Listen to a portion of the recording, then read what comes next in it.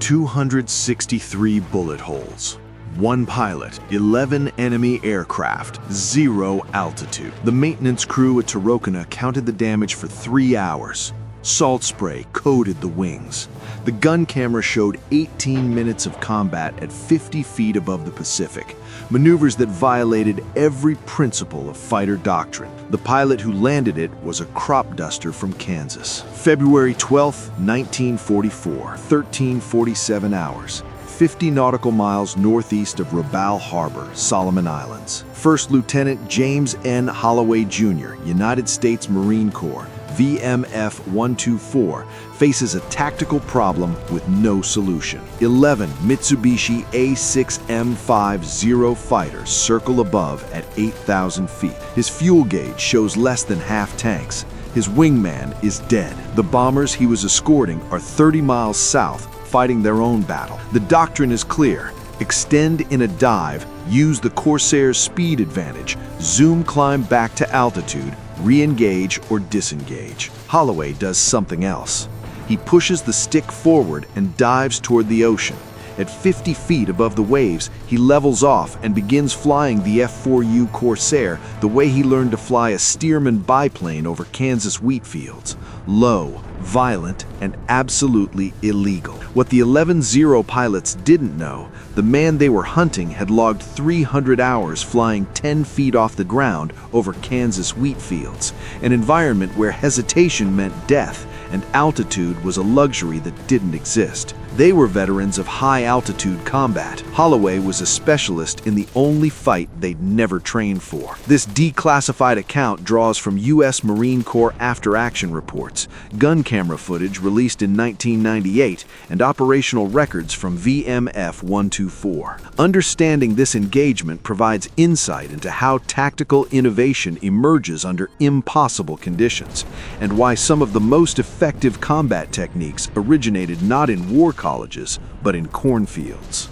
The story stayed buried in classified files for 54 years, not because of operational security concerns, but because what Holloway did that day contradicted 2 years of hard-won doctrine. The Marine Corps had lost hundreds of pilots learning how to survive against Japanese fighters. The rules were written in blood: never turn with a zero, never sacrifice altitude, never fight at low level. Holloway broke all 3 rules and lived. To understand how that was possible, we need to go back to Russell County, Kansas, 1934. James Nelson Holloway Jr. was born March 15, 1918 in Gorham, Kansas.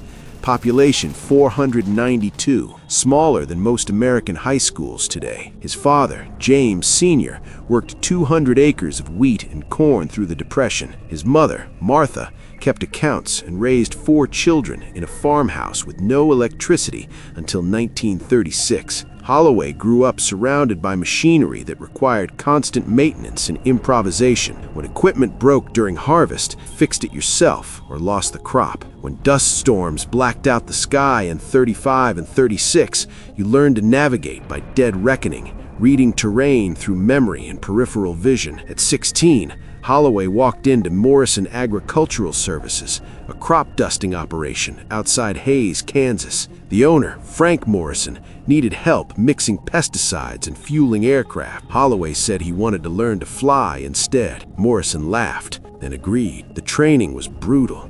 No textbooks, no ground school. Morrison yelled instructions from the dirt as Holloway wrestled a war-surplus Stearman biplane through low-altitude runs over cornfields at dawn. Crop dusting taught physics no classroom could replicate. Flying 10 feet off the ground at 90 miles per hour, reading terrain through peripheral vision, anticipating wind shifts by watching dust patterns, turning hard at field edges without stalling or clipping a wing. Morrison's rules were simple: fly low, fly smooth, never panic. If you climbed when you should turn, you died. Froze when you should react, you died. Holloway learned fast.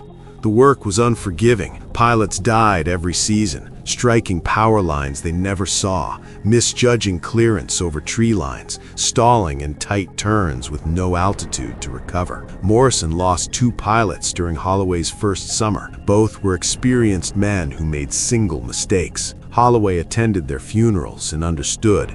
At 10 feet, there was no margin for error, only physics and consequence. By 1937, Holloway had logged over 300 hours, all of it below 100 feet. He could thread a steerman between barn and silo, roll inverted to check field coverage, land on a county road in a crosswind. Morrison told him he was the best natural pilot he'd ever trained. When Holloway walked into the Navy Aviation recruiting office in 1939, the recruiter took one look at his application and laughed. No college degree, no ROTC training, previous experience, agricultural aviation, crop dusting. The rejection stamp came down before Holloway finished explaining. He tried again in 1940, rejected. He tried the Army Air Corps, rejected for age and educational deficiency. 3 attempts, 3 rejections. Same verdict. Farm boys don't become fighter pilots. The military wanted academy graduates who could calculate navigation by spherical trigonometry, not crop dusters who learned physics by flying 10 feet off the ground at 90 miles per hour. Frustrated, Holloway returned to Kansas and kept flying crop dusters, saving money, waiting. Then, December 7th, 1941, changed everything. Holloway walked into a Marine Corps recruiting office in Topeka on December 10th. He passed the physical, passed the aptitude test, signed papers, and shipped to Pensacola Naval Air Station for flight training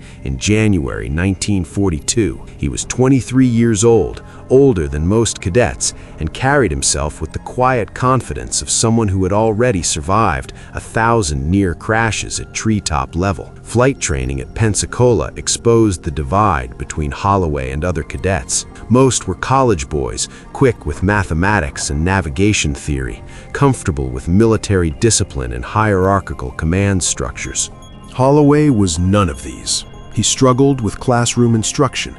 He questioned procedures that seemed inefficient, but he flew with a smoothness instructors noted but couldn't quite explain. His landings were perfect. His aerobatics were competent, yet his approach to combat maneuvers felt wrong. Too cautious, too deliberate, too much like a man conserving fuel over endless wheat fields rather than engaging enemy fighters. One instructor wrote in his evaluation, shows excellent aircraft control, but lacks aggressive instinct required for fighter operations.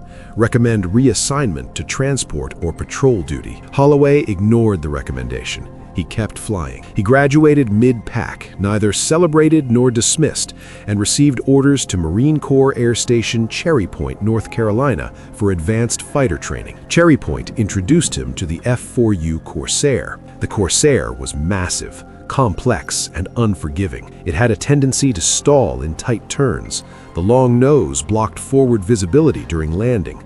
The narrow landing gear collapsed easily. Early models claimed more marine lives in training accidents than in combat operations. Holloway loved it. The Corsair reminded him of overloaded crop dusters, temperamental machines that required constant attention and smooth hands. He learned its quirks. He flew it the way Morrison had taught him, low and precise, never fighting the aircraft, always working with it. His squadron mates called him the farmer. Some meant it as mockery, others said it with grudging respect. He didn't drink heavily or chase thrills. He studied maintenance manuals. He asked crew chiefs about engine performance at different altitudes.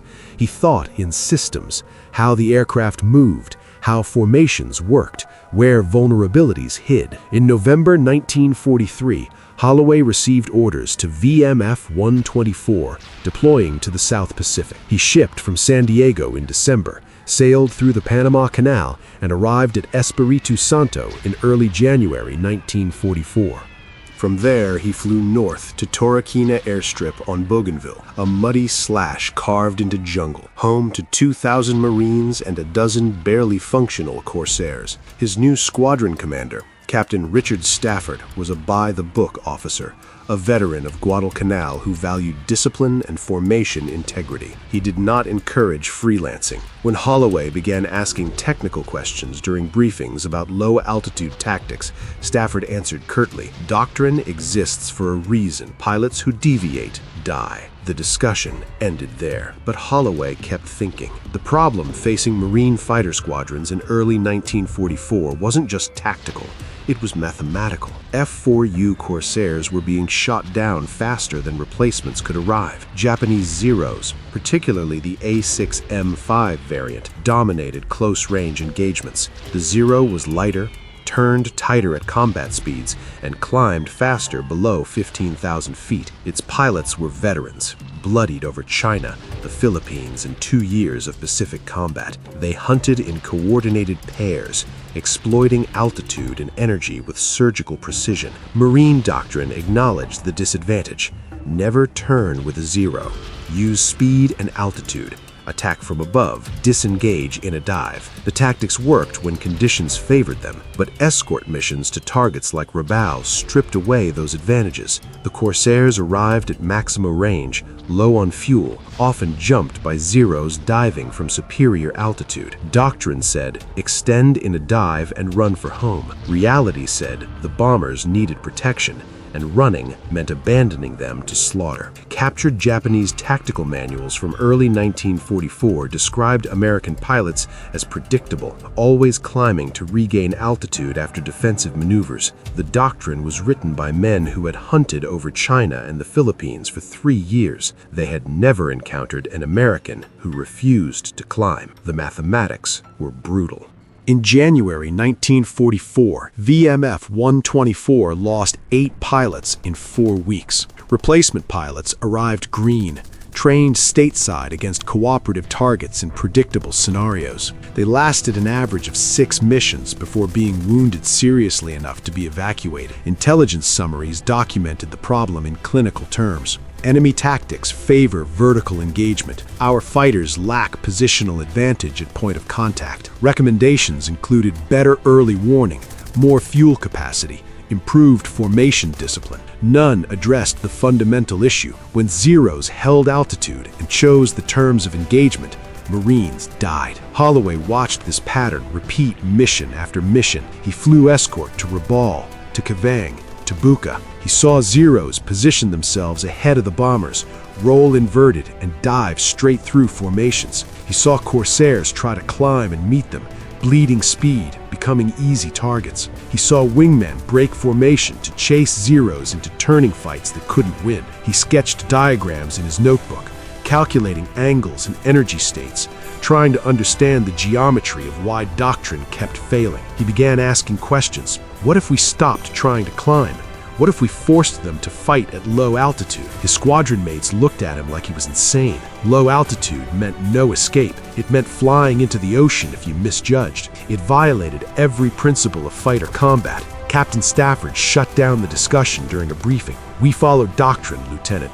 Dismissed. But Holloway couldn't shake a growing conviction. The Corsair was heavier than a Zero, with a more powerful engine and better high-speed handling. At low altitude, in thick air, those advantages might matter, and Holloway had spent 300 hours flying 10 feet off the ground, learning to read terrain, to use ground effect, to maneuver in an environment where hesitation meant death. He had survived by doing what seemed impossible. He wondered if the same principles might apply over water.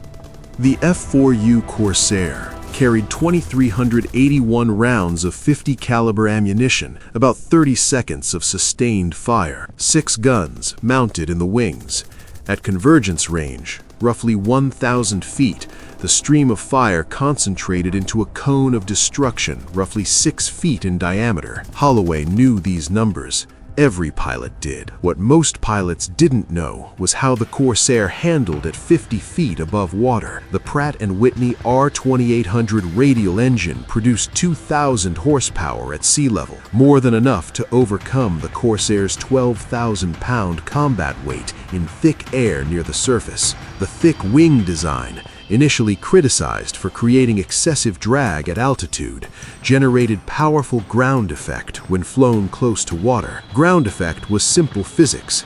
At very low altitude, the downwash from the wings couldn't escape beneath the aircraft, creating a cushion of compressed air that increased lift and reduced drag. Holloway knew these numbers.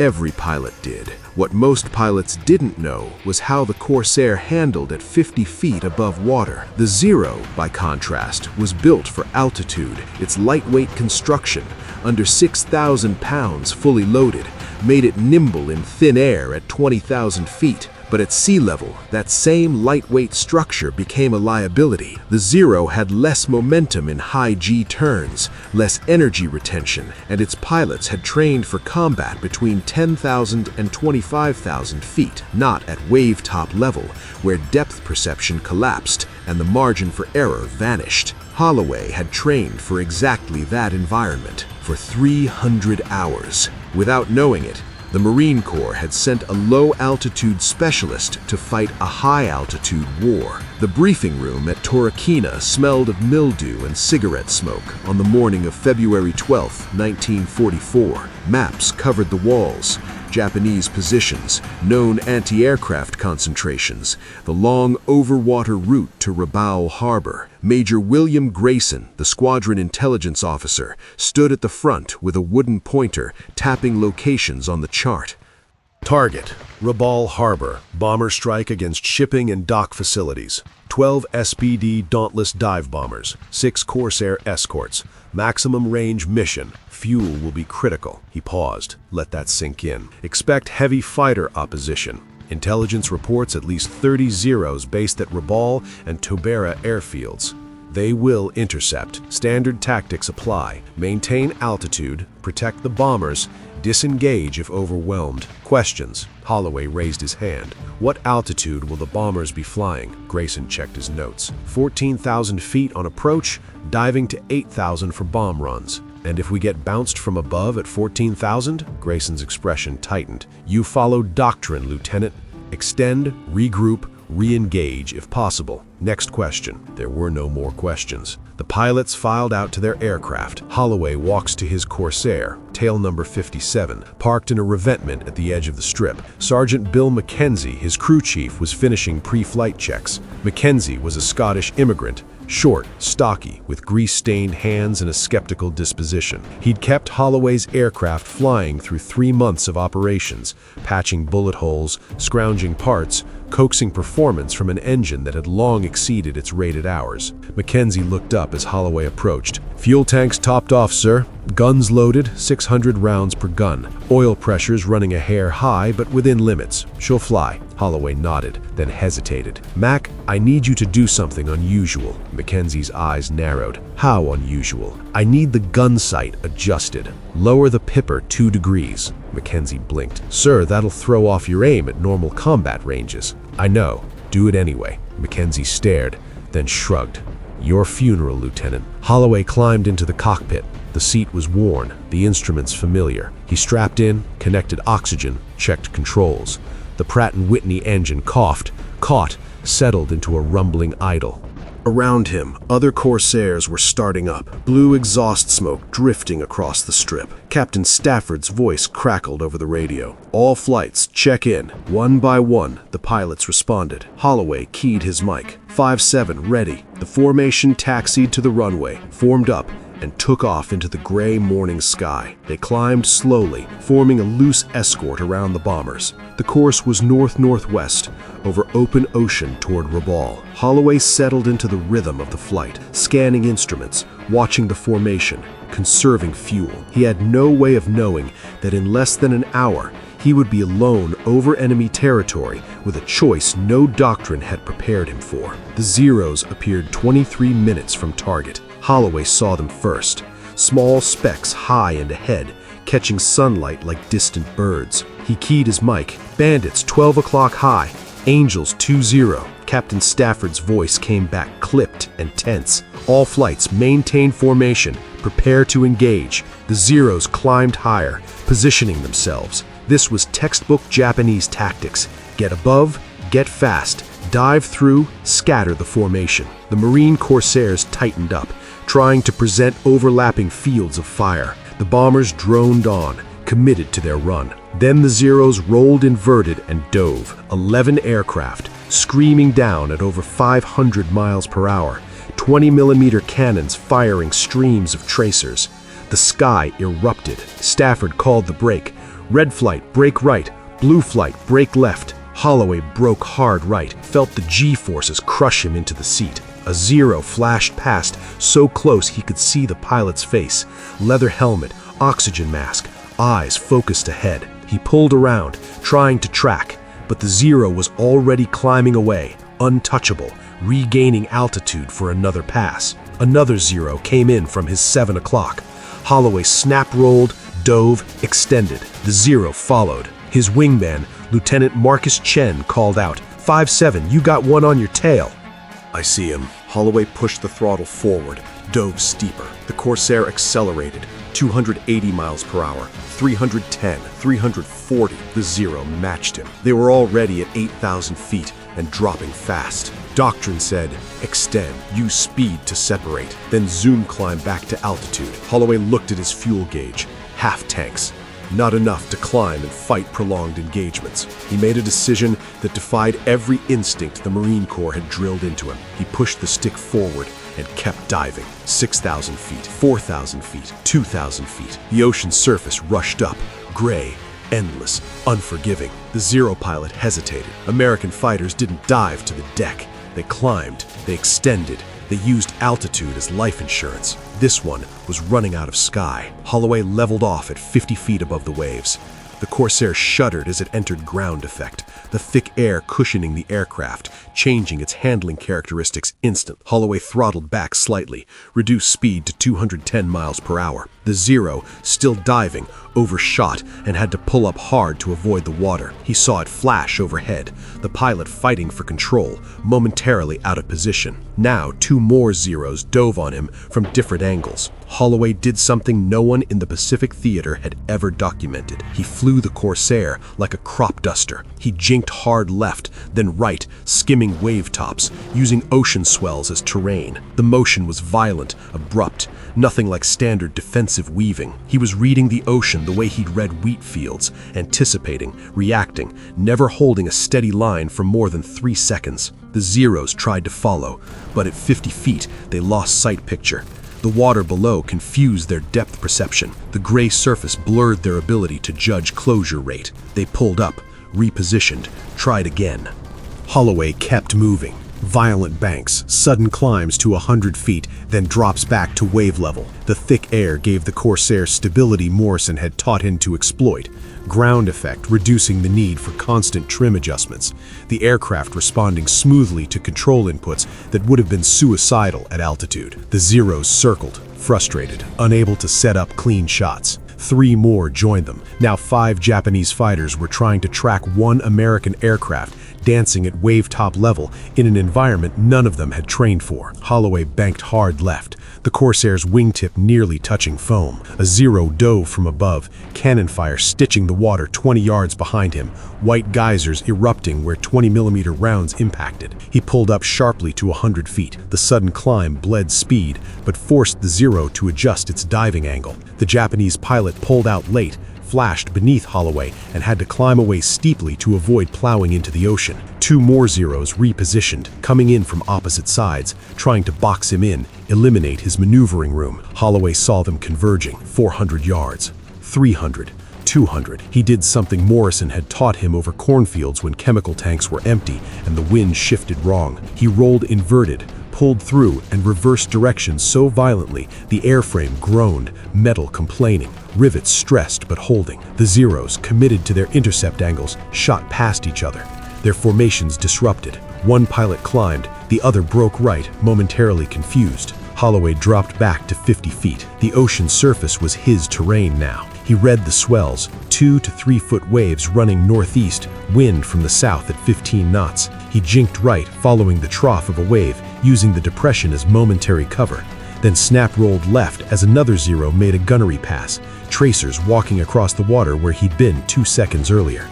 The thick air at sea level gave the Corsair unexpected advantages. Ground effect cushioned the aircraft, reducing stall speed. The Corsair's weight, a disadvantage at altitude where it bled energy in turns, became an anchor here, preventing it from being thrown around by turbulence or control inputs that would have spun lighter aircraft. The Zeros were struggling. At 50 feet, their speed advantage evaporated.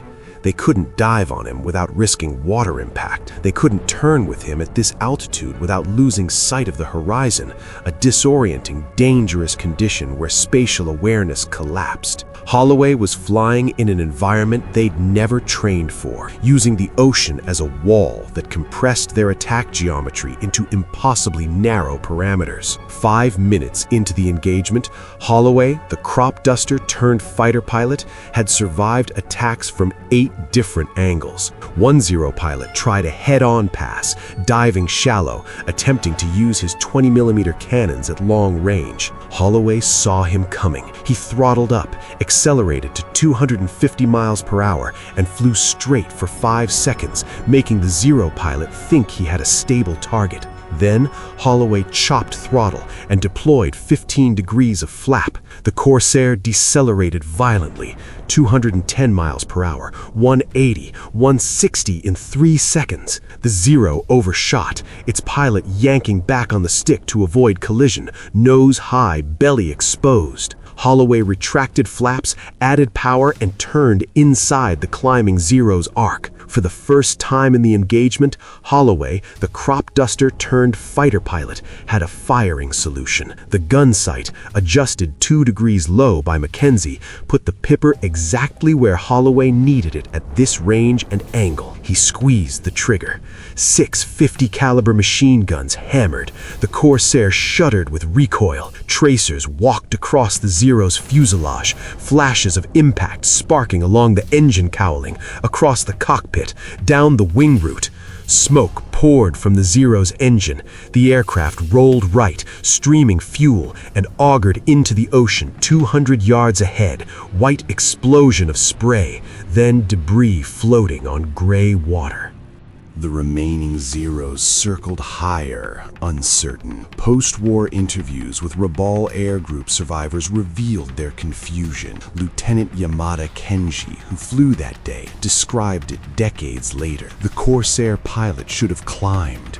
They always climbed to use their speed advantage. This one stayed at wave height, turning, reversing, using the ocean's surface like terrain. We couldn't establish firing solutions. The water destroyed our depth perception. I had never seen this tactic. The Japanese had trained for high-altitude interception. Holloway was fighting a low-altitude duel none of them had practiced. American fighters didn't fight like this. They didn't stay low. They didn't use water as a shield. They didn't maneuver like crop dusters evading fence lines and power poles. This pilot was breaking and it was working. Holloway checked his fuel gauge, less than a quarter tank. He had maybe 20 minutes before the engine quit, if the gauge was accurate, if fuel distribution remained even, if nothing had been damaged in the initial engagement. He turned south, staying at 50 feet,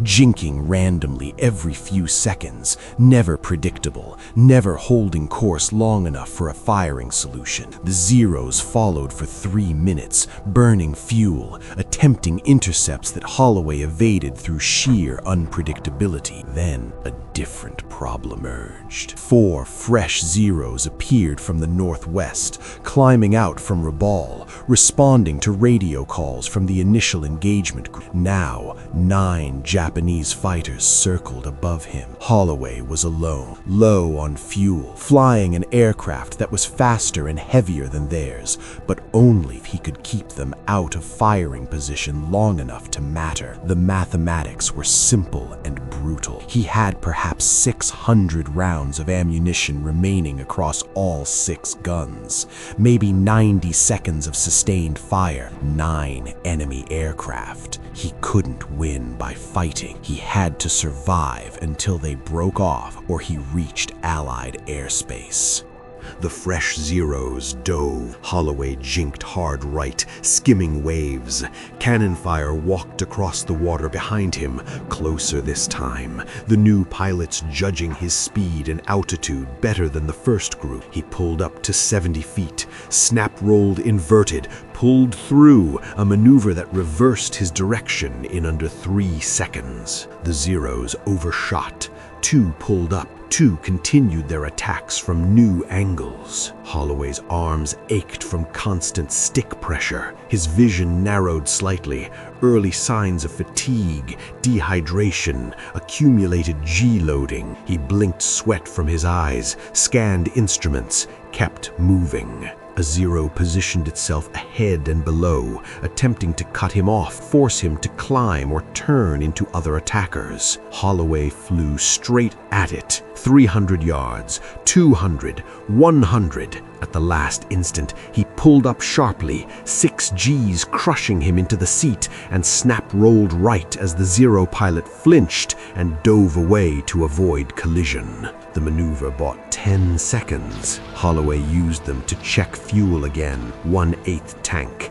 10 minutes, maybe less. He turned southeast toward Bougainville, staying at 50 feet, praying his navigation was accurate without time to properly check landmarks. The Zeros followed, but their attacks became less coordinated. Some pilots were low on fuel themselves. Others had expended most of their ammunition in earlier passes. 3 Zeros made final firing passes, then broke off and climbed away, unwilling to burn remaining fuel chasing a single aircraft at wave-top level. 6 remained, then 4. Then 2. The last pair followed for another 5 minutes, making half-hearted gunnery passes that Holloway evaded through the same violent jinking that had kept him alive for the previous 18 minutes. Finally, they climbed away as well, turning back toward Rabaul, their tactical patience exhausted. Holloway was alone. The ocean stretched endless below him. The Zeros had turned back toward Rabaul. For the first time in 18 minutes, no one was trying to destroy him. If this story of how a Kansas crop duster rewrote Marine Corps doctrine has you hooked, hit subscribe. These deep dive historical accounts require weeks of research through declassified military archives. The algorithm promotes what audiences engage with. More untold stories from the Pacific War are coming. The flight home would test Holloway one more time. 20 minutes after the first Zero dove, Holloway was finally alone over open ocean. The flight back to Torokina took 43 minutes. Holloway stayed at 50 feet until he crossed into Allied airspace, then climbed slowly to 2,000 feet, conserving fuel, scanning constantly for enemy fighters that might be patrolling the approaches to Bougainville. His engine coughed twice, starved for fuel as the tanks ran nearly dry, but kept running. He raised the tower on the radio, voice hoarse. Torokina Tower, 5-7 requesting priority landing, low fuel. The tower cleared him immediately. 5-7, winds calm, cleared to land runway 23, emergency equipment standing by. Holloway brought the Corsair in on fumes. No time for proper pattern work. He flew straight in, dropped gear and flaps, touched down hard, and rolled to a stop at the end of the runway. The engine died as he turned off the taxiway. Ground crew ran toward him. Holloway unbuckled, climbed out, and stood on the wing, legs shaking from adrenaline and fatigue, vision swimming slightly from dehydration. Sergeant Mackenzie arrived first, staring at the aircraft. The wings were covered in salt spray. The fuselage showed multiple bullet strikes, small caliber rounds that had punched through aluminum skin but missed critical systems. The gun barrels were still warm. Mackenzie looked up. "Sir, how low were you flying?" Holloway's voice was quiet, factual, lower than I should have been. Captain Stafford arrived minutes later, alive but furious. His Corsair had taken hits in the fight. He'd lost one pilot, Lieutenant Chen, Holloway's wingman, shot down during the initial engagement. Chen had ejected but went down over open ocean. Search aircraft found no trace. Stafford walked up, jaw tight. "Where the hell were you, Holloway? You disappeared off the radio." "Engaged at low altitude, sir. I had 11 Zeros on me." Stafford blinked. 11. Yes, sir. Holloway's voice remained calm, factual, reporting the engagement the way he might describe a challenging crop-dusting run over uneven terrain. They bounced me after the initial break. I went to the deck, flew wave-top level, used ground effect and terrain masking. They couldn't set up clean attacks. I splashed one confirmed, damaged two more, broke contact. Stafford stared. You flew at wave-top level for how long? Approximately 18 minutes, sir. That's insane. You violated doctrine. You risked the aircraft. I saved the aircraft, sir, and myself. Stafford opened his mouth, then closed it. He looked at Mackenzie. Confirm his gun camera footage. The film was developed within hours. Intelligence officers gathered in a darkened room and watched in silence as brainy black and white footage showed a Corsair flying impossibly low, skimming waves, executing maneuvers that seemed to defy physics. They saw Zeros overshooting. They saw violent jinking, abrupt direction changes that should have stalled the aircraft, but didn't. They saw the confirmed kill. The Zero rolling, smoking, impacting water. Major Grayson ran the film 3 times, taking notes. He called Holloway in for debriefing that evening. Explain your tactics, Lieutenant. Holloway described the maneuver methodically, without emotion or embellishment. Flying at 50 feet compressed the attack geometry. Ground effect provided stability and reduced stall speed. The Corsair's weight prevented it from being destabilized by turbulence or aggressive control inputs. Violent jinking every 2 to 3 seconds made tracking difficult. The ocean's surface created visual reference that confused enemy depth perception and made closure rate calculations unreliable. Grayson listened, then asked the critical question, "Can this be taught?" Holloway hesitated. It requires comfort at extremely low altitude. Most pilots aren't trained for it, but yes, with practice, it can be taught. Word spread through the ready room that night. Pilots gathered around Holloway, demanding details. Lieutenant Jack Brennan, fresh from stateside training, wanted to know exactly how close to the water he'd actually flown. Holloway held his hand 3 feet off the table. This close, sometimes closer. The room went silent. Other pilots who had tried low-altitude flight knew the margin for error was non-existent. One mistake, one moment of distraction, and the ocean became a concrete wall at 200 miles per hour. Within a week, Grayson submitted a classified tactical report to Marine Corps Aviation Command. The report included gun camera footage, Holloway's detailed debrief, and a recommendation to incorporate low-altitude evasion tactics into training syllabi. The response was cautious but interested. VMF 124 was authorized to conduct experimental training flights.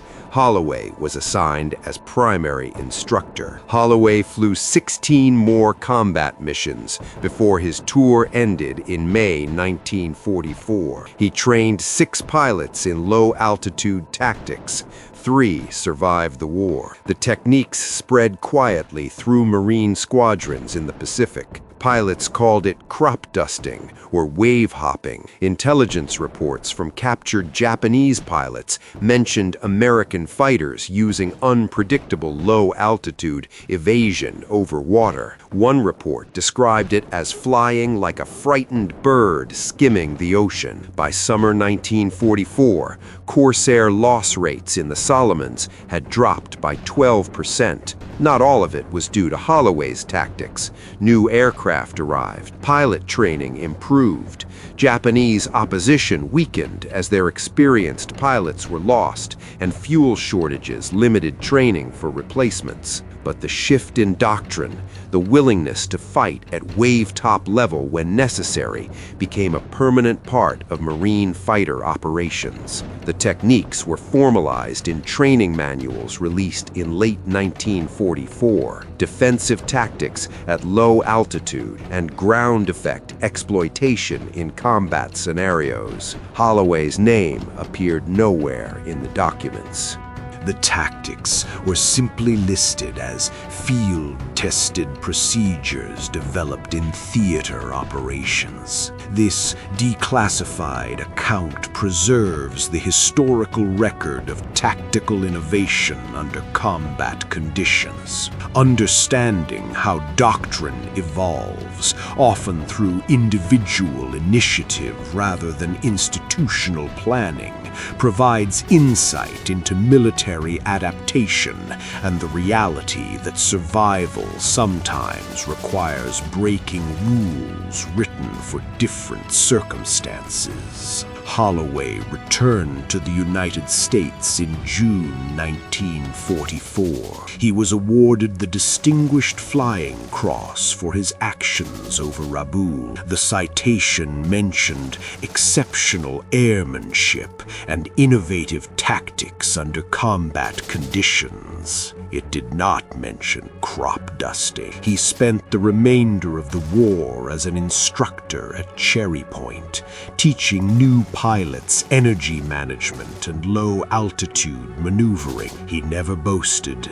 He never claimed to have changed anything. He simply taught what he knew. When the war ended, Holloway returned to Kansas. He married a school teacher named Helen in 1946. They bought a farm outside Hayes, 200 acres of wheat and corn. Holloway flew crop dusters again, teaching the next generation of agricultural pilots the same techniques Morrison had taught him. He spoke rarely about the war. When pressed, he would say only that he did what the situation required. He died in 1983 at the age of 65, quietly in his sleep, of heart failure. His obituary in the Russell County Register mentioned his military service and his work as a crop duster. It did not mention Rabaul. Most people who read it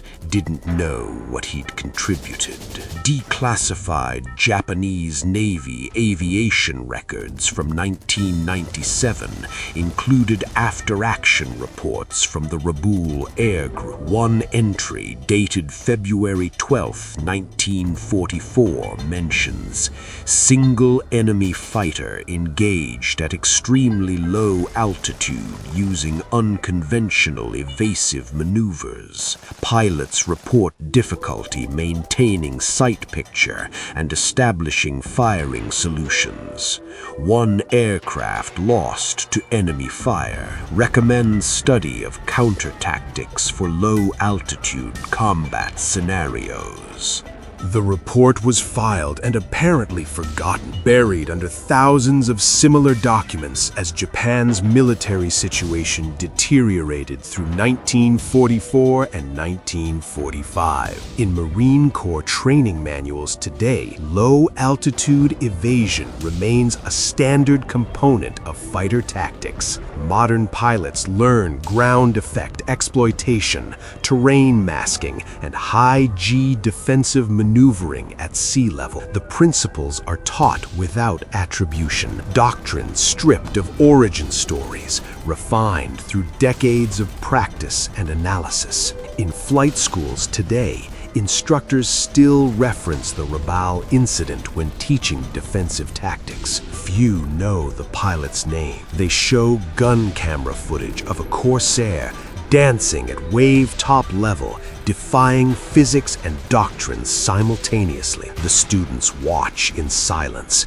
seeing what their predecessors saw 80 years ago. A farmer who who understood that survival sometimes meant flying where angels feared to tread. Holloway's legacy wasn't written in medals or monuments. It was written in the survival of pilots who used his tactics decades later, in Vietnam, in the Gulf, in Afghanistan, in the doctrine that quietly incorporated his insights, in the understanding that sometimes the safest place to fly is where instinct says never to go. The idea endured. The man faded. That was how he would have wanted it. Military academies study the Rabaul engagement as a case study in tactical adaptation. The lesson isn't about heroism or individual achievement. It's about recognizing when doctrine fails and having the skill and courage to improvise solutions in real time. Holloway flew 300 hours at 10 feet before the war started. He learned physics through consequence, not theory. When doctrine said climb, his experience said dive. He listened to experience and lived. One question historians still debate: did Holloway plan the low-altitude tactic before takeoff or discover it in desperation at 8,000 feet? The evidence suggests premeditation. He asked Mackenzie to adjust the gun sight 2 degrees low, perfect for wave-top firing solutions. But when asked directly in a 1979 interview, Holloway gave his characteristic answer: "Morrison taught me to use what I had. That day, I had the ocean." He never elaborated. The full calculation behind that 18-minute fight may have gone with him to his grave in 1983. Was it genius, desperation, or the instinct of a man who'd been flying at 10 feet since he was 16? Maybe it was all three. If you found value in preserving this chapter of military history, consider subscribing. The algorithm promotes content that audiences engage with, and these stories deserve to be told. More declassified accounts are coming.